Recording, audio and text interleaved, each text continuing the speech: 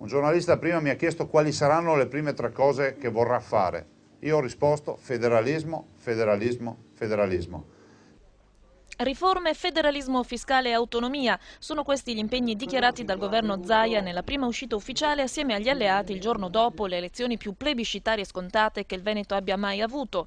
Che si stia girando pagine anche in fretta lo si capisce anche dalla sede scelta dal neoeletto presidente per illustrare i suoi primi 100 giorni di governo veneto, il quartier generale della Lega a Treviso e non la sede istituzionale della regione a Venezia.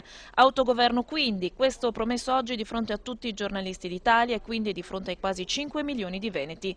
Entro 48 ore la nuova giunta e poi si parte per una stagione di rivendicazioni attraverso una piattaforma negoziale con Roma da attuarsi prima dell'estate che avrà l'obiettivo di riportare le competenze di sicurezza, scuola e sanità nel Veneto. E ovviamente i soldi. Dei 12 miliardi di euro di tasse che annualmente Roma declama, Zaia promette di riportarne sul territorio almeno 10. Siamo stanchi di pensare che invece di lasciarle sui nostri territori queste tasse e lasciarci governare il nostro territorio con le nostre risorse, vadano disperse in 1000 rivoli e molto spesso disperse in contesti territoriali dove comunque l'investimento non è una costante di vita, ma lo è lo spreco. Da domani inoltre si lavorerà anche sul regolamento del Consiglio regionale, tutto da cambiare anche lì. Rimane da capire come il localismo spinto e la precedenza alle autonomie possano conciliarsi con un Veneto futuro in cui la mancanza di lavoro e la percentuale di immigrati stanno aumentando considerevolmente, ma il nuovo Presidente offre una risposta anche a questo.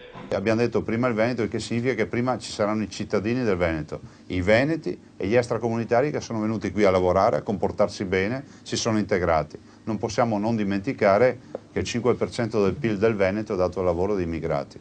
A suggellare questo patto l'abbraccio finale, simbolico e forse un po' propagandistico con Marco, 42enne imprenditore cinese, immigrato da oltre 15 anni a Preganziol, che nelle settimane scorse aveva supportato la candidatura di Zaia con pubblicità pagata di tasca sua.